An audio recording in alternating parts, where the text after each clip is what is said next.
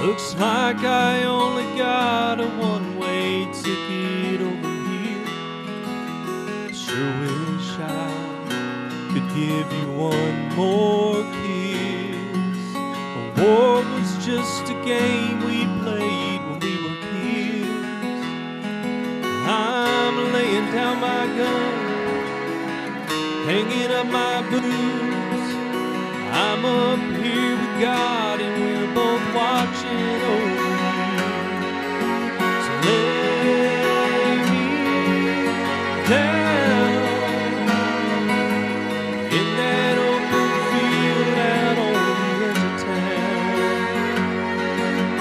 Know my soul is where my mama always prayed it would go. If you're reading this, I'm already home.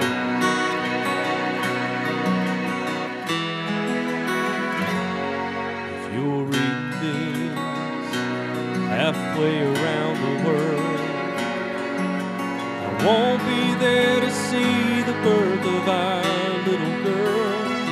I hope she looks like you. I hope she fights like me. Stands up for the innocent and the weak. I'm laying down my gun, hanging up my boots. Tell Dad I don't regret that I followed in his shoes. So lay me down in that open field out on the edge of town. Know my soul is where my mom always prayed it would go. If you're with us, I'm already home.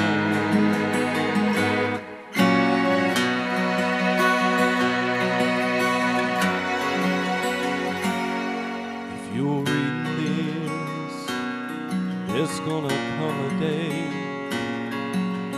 when you'll move on and find someone else, and that's okay. Just remember this, I'm in a better place, where soldiers live in peace and angels sing Amazing Grace. Lay me down in that open field out on the edge of town. Know my soul is where my mom always prayed it would go.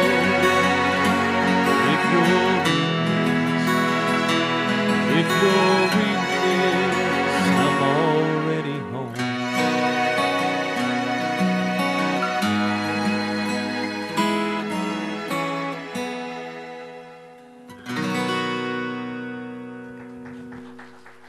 Okay, let's all go to the Lord in prayer. God, how we love you. We're so blessed to be in your house, Lord. And we know that there's some that are sick and couldn't be with us today. We ask you to put your healing hands upon them. Some may have lost loved ones. We ask you to put your comfort on them, Lord. Continue to bless our church and our church family. We're just so proud of our church and all the things we do here. And we're so proud of our pastor and his family. And we're just so gracious, Lord, for all that you do for us. And continue to bless our country, Lord, as we need help. Please continue, all of us, continue praying for our country. We ask in all these things in his holy name. Amen. Well, good morning, church. Good morning. Happy Sunday to you.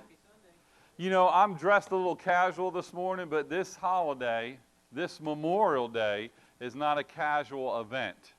It's something that we need to remember, something we need to think upon, and something we certainly should be grateful for.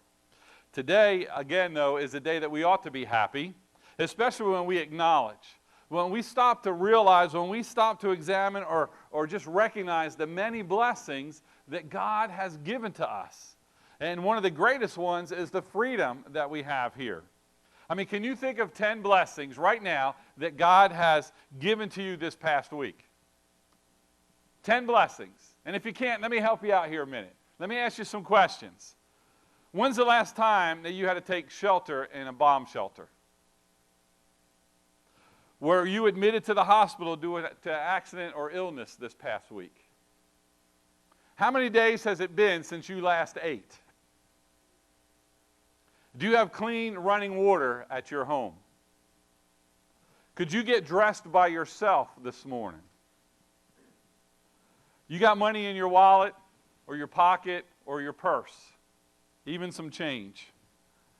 Is your electricity still working at your home? Any here been imprisoned for being just a Christian?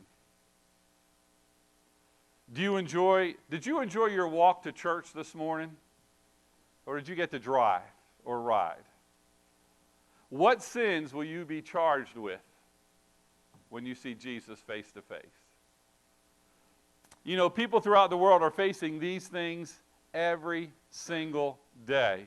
You and I, we are so very blessed. Amen? Tomorrow is Memorial Day. It's a day that we set aside to remember the ultimate sacrifice that many men and women have given on our behalf, laying down their lives for a cause, and that cause is our freedom. Jesus told us, greater love has no one than this, than one lays down his life for his friends. My friend, we owe a debt of gratitude to our fallen heroes. It's not one that we could repay, but it is something that we should strive to pay it forward, if you will. I did some research and I wanted to share this information with you. The cost of the freedom that we have today. In the American Revolutionary War from 1775 to 1783, some 25,000 Americans laid down their life for us. In the War of 1812, which lasted from 1812 to 1815, some 20,000 Americans laid down their life for us. The Mexican-American War from 1846 to 1848, 13,283 Americans laid down their life for us. The American Civil War from 1861 to 1865, 620,000 some Americans laid down their life for us.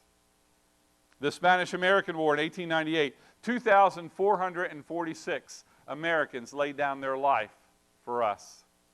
In World War I from 1917 through 1918, 116,516 Americans laid down their life for us. In World War II from 1939 to 1945, 405,399 Americans laid down their life for us. During the Korean War from 1950 to 1953, 36,516 Americans laid down their life for our freedom. During Vietnam from 1965 to 1973, 58,209 Americans laid down their life for freedom. During the Gulf War, 1990 to 1991, 258 Americans laid down their life for the cause of freedom. And for the War on Terror from 2001 all the way through today, at least when I checked the stats, 7,078 Americans laid down their life for the cost of freedom. These are more than numbers. They are husbands, they are wives, they are fathers, they are mothers, they are sons, and they are daughters that willingly lay down their life for freedom. Serving in the United States Air Force for as long as I did, and experiencing people die for the cause of freedom, and then having our own son killed in the line of duty protecting the freedom of others here at home, gives me a greater appreciation for what John had said at the close of Revelation. If you remember there, Jesus said, "Surely I am coming quickly." And John's response was, "Amen. Even so, come, Lord Jesus." I am looking forward to Jesus coming back again. And as things happening around us, in our own society, in the Bible Belt, we see prophecies being fulfilled today that the Old Testament prophets and many of the New Testament ones had said would take place prior to Jesus coming back. And to that comment that John had made, all I can say is amen and amen.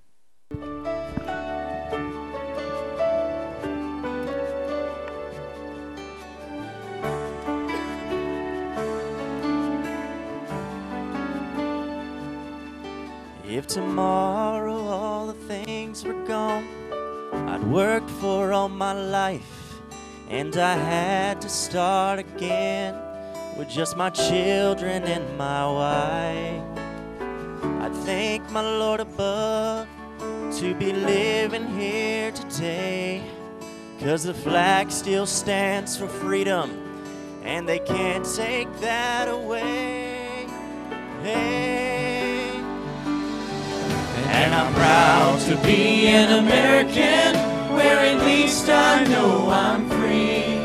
And I won't forget the men who died, who gave that right to me. And I gladly stand up next to you and defend her still today.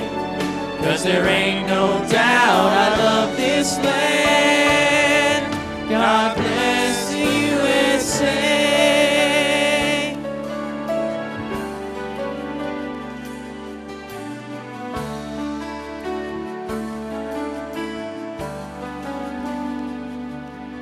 From the lakes of Minnesota to the hills of Tennessee, across the plains of Texas, from sea to shining sea, from Detroit down to Houston and New York to LA, there's pride in every American heart, and it's time to stand and say,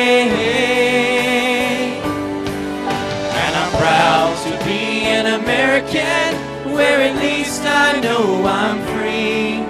And I won't forget the men who died, who gave that right to me. And I gladly stand up next to you and defend her still today.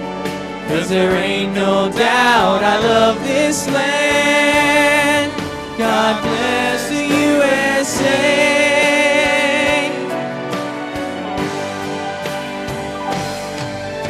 And I'm proud to be an American, where at least I know I'm free. And I won't forget the men who died, who gave that right to me. And I gladly stand up next to you and defend her still today. 'Cause there ain't no doubt I love this land. God bless the USA.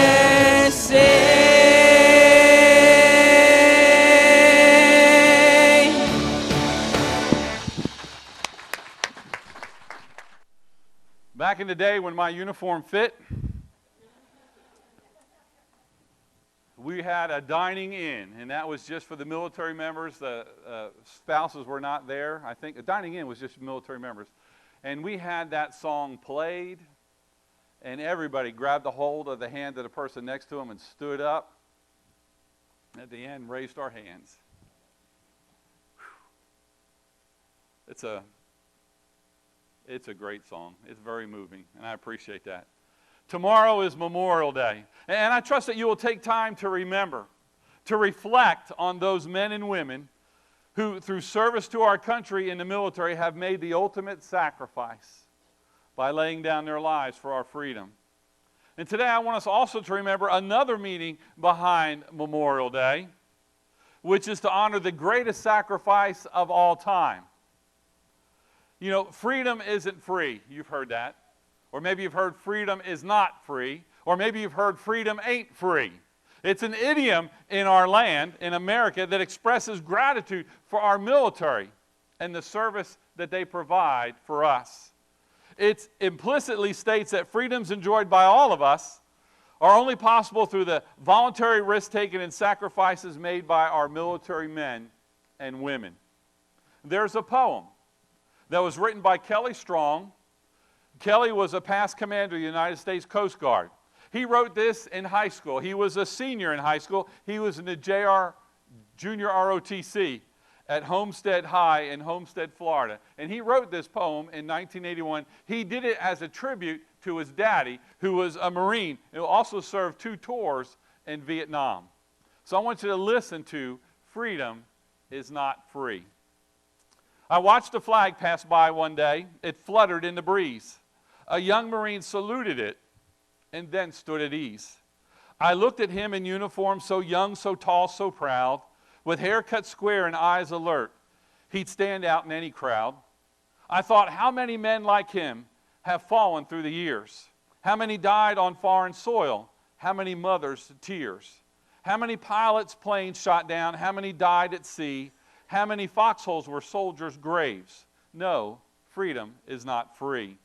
I heard the sound of taps one night when everything was still.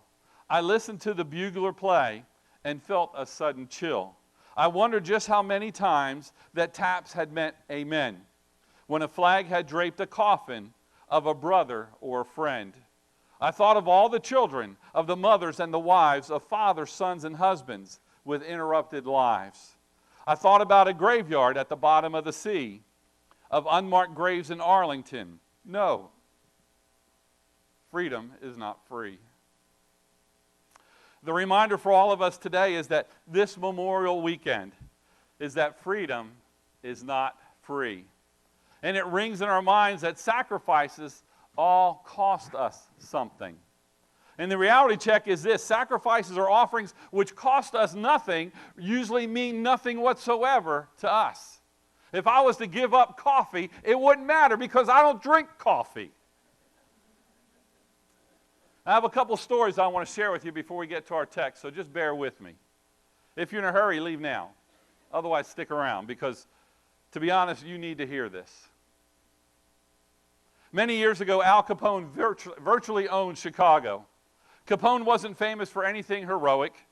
He was notorious for enmeshing the Windy City in everything from bootlegged booze to prostitution and even murder. Capone had a lawyer nicknamed Easy Eddie. He was his lawyer for a good reason because Eddie was very good at what he did.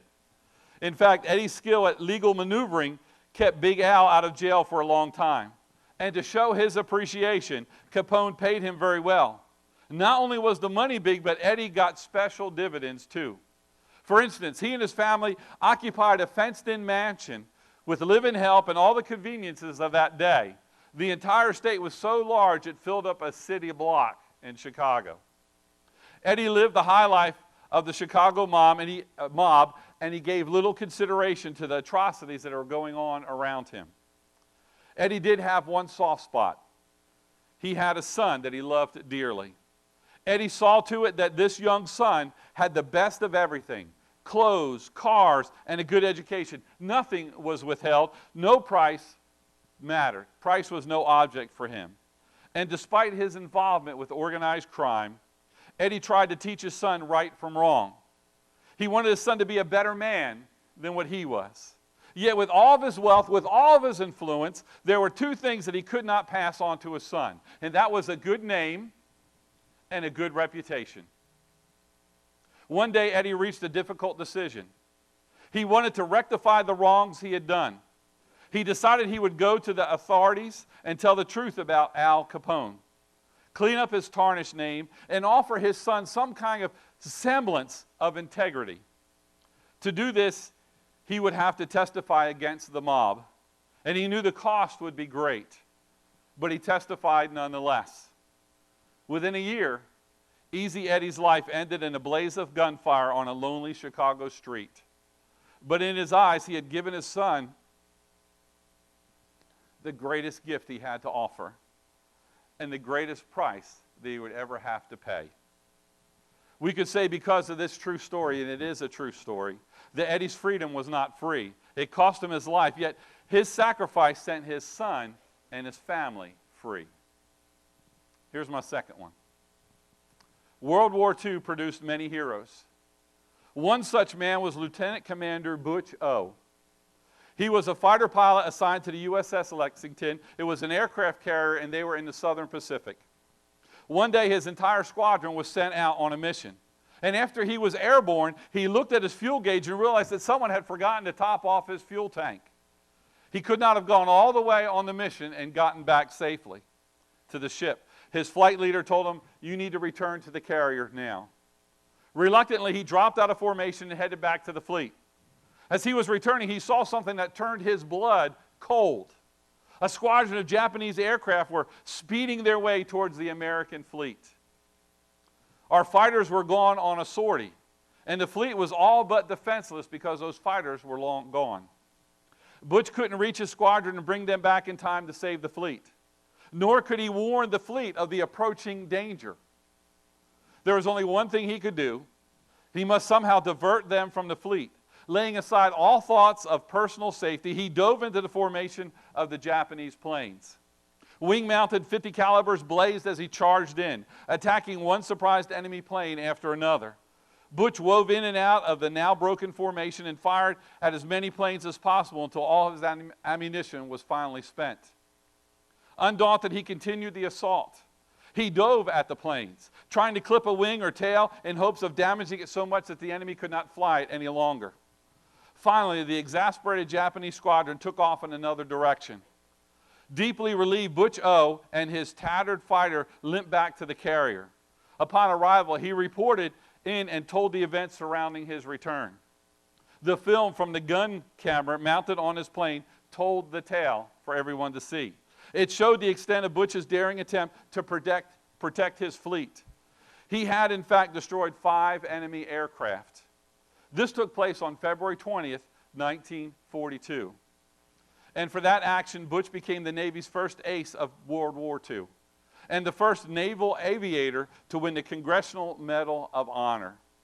A year later, Butch was killed in aerial combat at the age of 29. His hometown, though, would not allow the memory of this World War II hero to fade. And today, O'Hare Airport in Chicago is named in tribute to the courage of that great man. So if you ever go to O'Hare International Airport, at least at this last reading, give some thoughts to stopping by between Terminal 1 and Terminal 2. There you will see a statue and a replica of his Medal of Honor that they named that airport after him. Once again, freedom is not free because it comes at a great price. And Butch paid that great price so that we could have freedom today. So what do these two stories have in common with one another? Well, as Paul Harvey would say, here's the rest of the story. Butch O'Hare is Easy Eddie's son. Today is a day to remember and to honor our fallen heroes who died to make us and to keep us free. And I believe we need to honor another great leader whose sacrifice is reflected in the cross that you see in the pulpit before me, on the walls next to me, and in our Christian flag to my left and your right. I'm reminded by our scripture, and we'll get to that in a minute, that freedom we experience in this service, the freedom that we have every Sunday when we gather together, every Wednesday when we gather together, and every other time that we gather together, though it seems to be free to us, someone paid the price to allow us to come here and to worship. Paul wrote this in 2 Corinthians, "Now the Lord is the Spirit, and where the Spirit of the Lord is, there is liberty." We enjoy the freedoms we have in the USA because of soldiers, sailors, Marines, and airmen making sacrifices, and many the ultimate sacrifice. Just as important is to realize that Jesus, the creator of all of us, willingly surrendered his life so we can enjoy spiritual freedom that will last not just for today, not just for a season, but will last forever. We could not worship as we do if not for Jesus' sacrifice for us.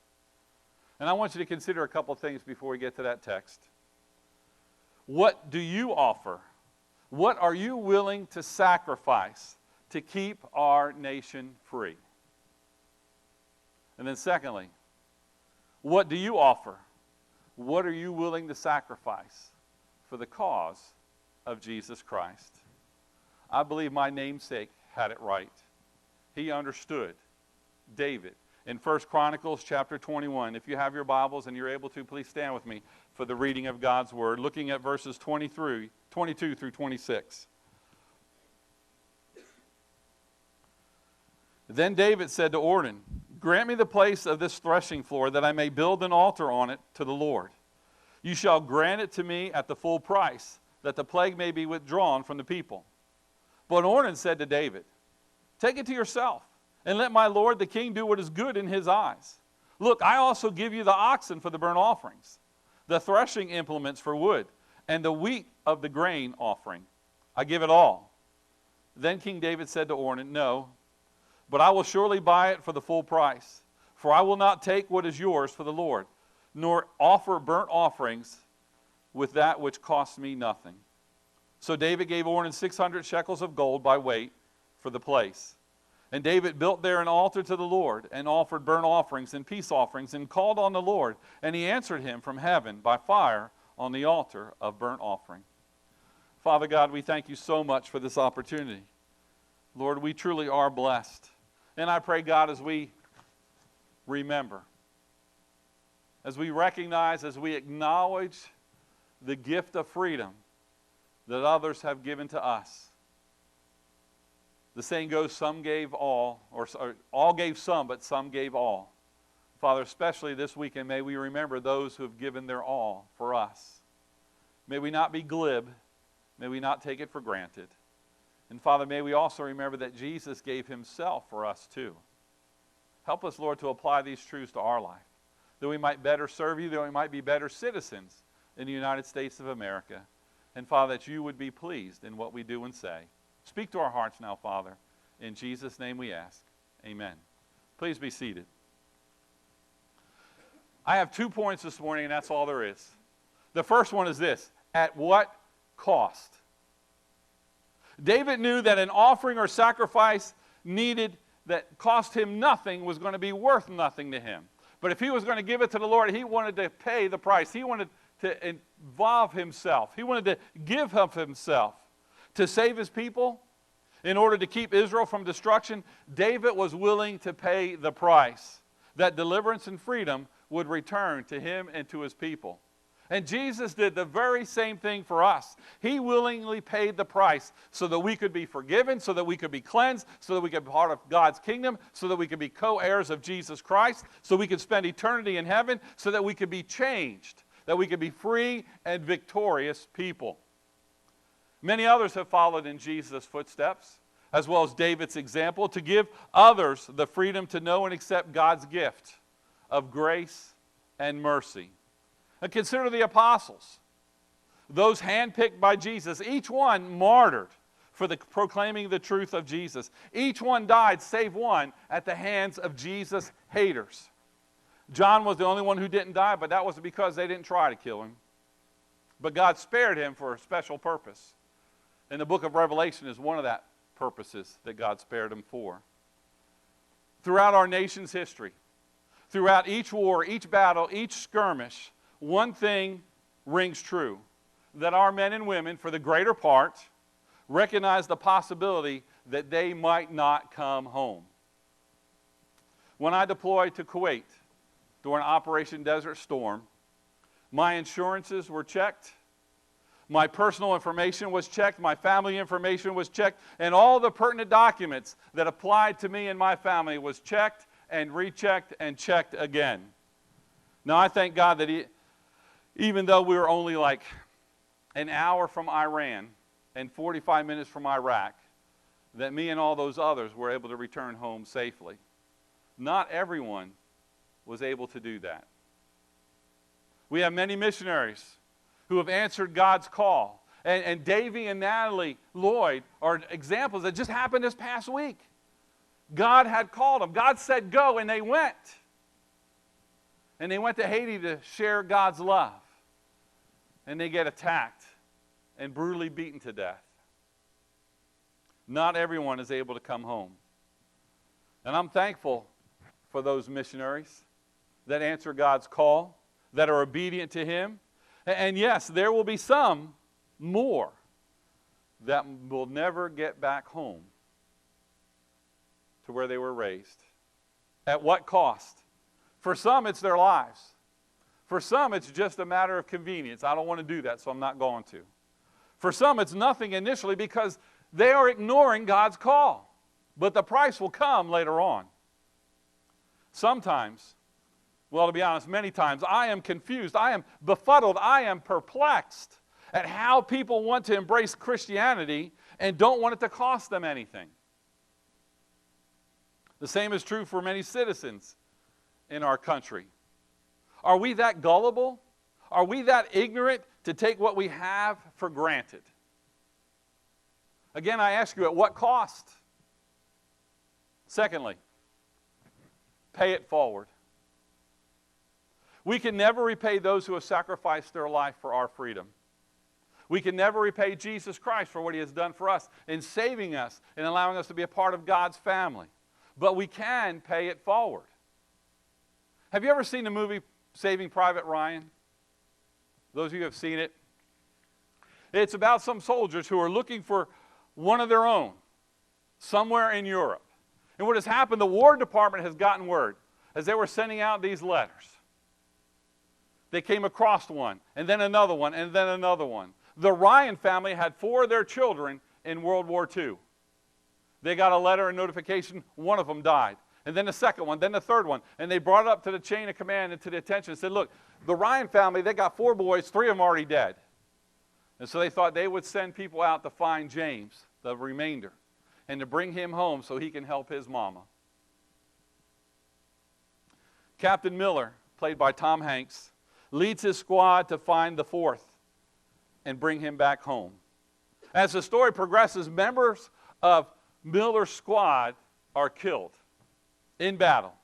And near the end, Hanks' character is mortally wounded lying on that bridge in Germany. And he calls James over. Kneels down.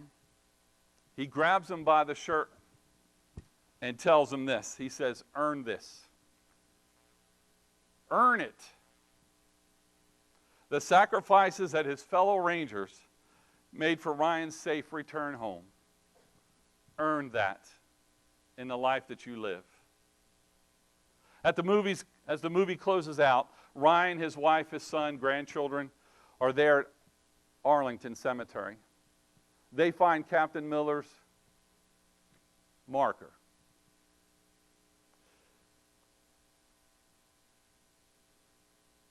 He turns to his wife and says, tell me that I've been a good man. Tell me that I've lived a good life. In response to the sacrifices that were made for him to be able to do that.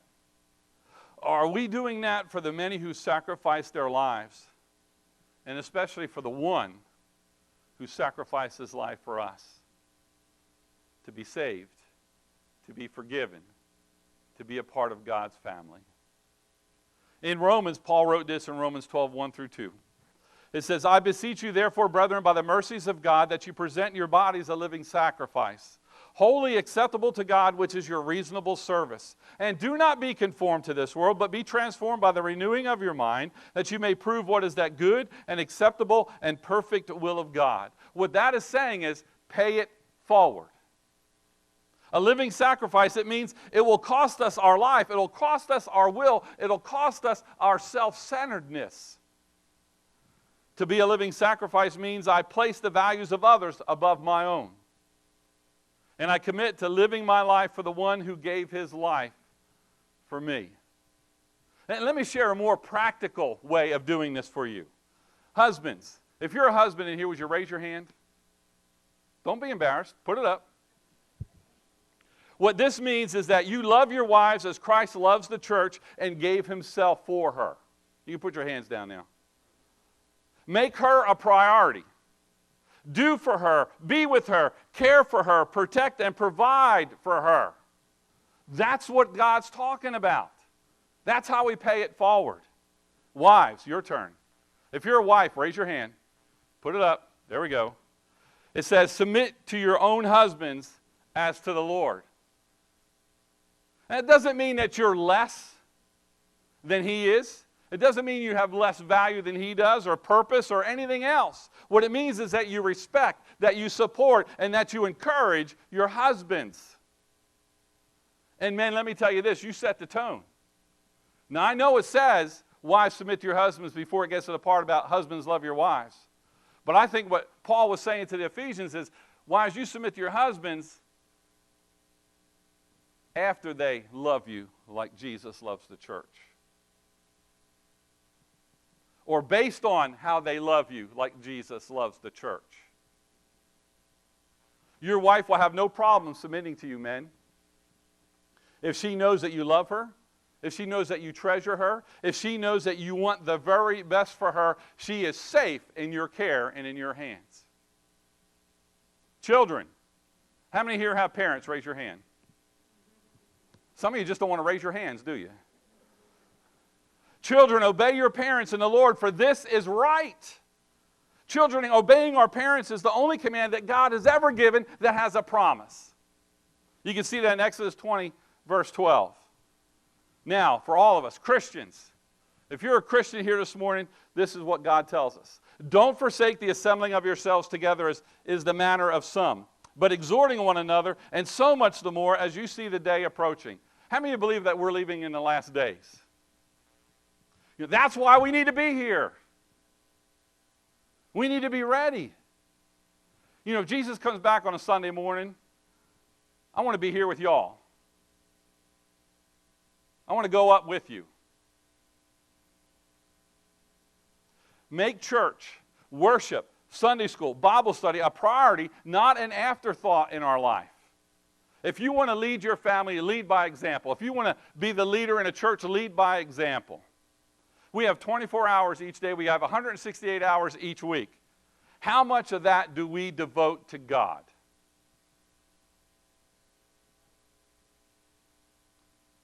Another one. That clock can't be right. Christian, listen.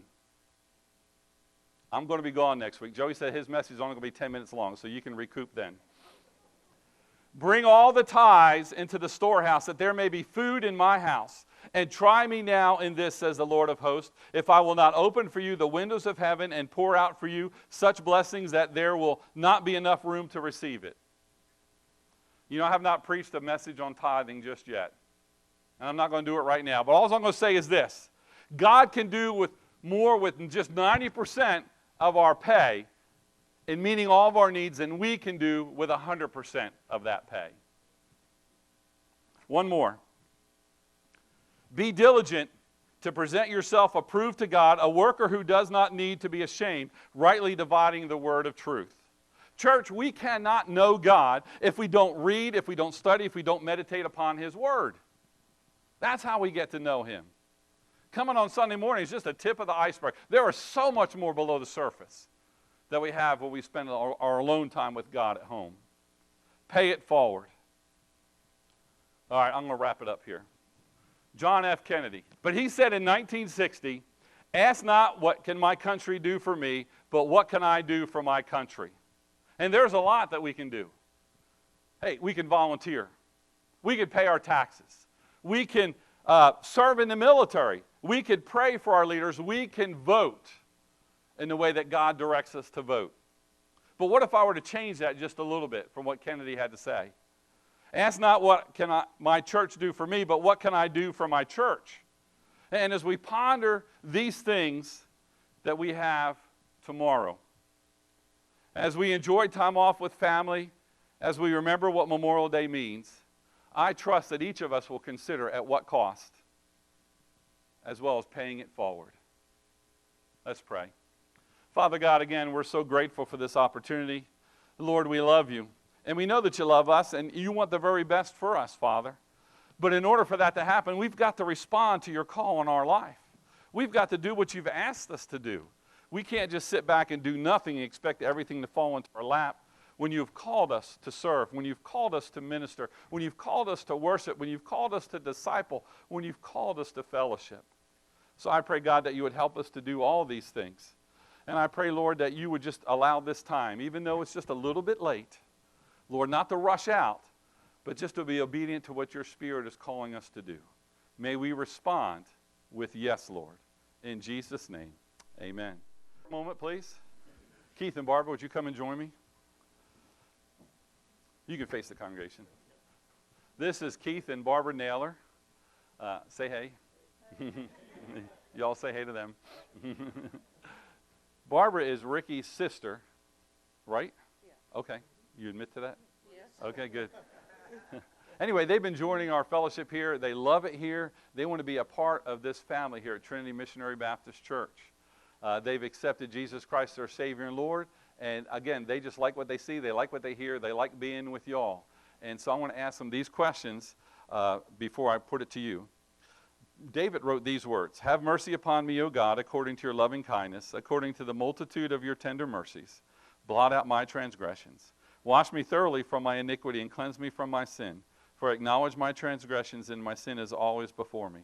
So Keith and Barbara, I'm going to ask you, do you come this morning admitting that you're a sinner in need of a Savior? Yes. Okay.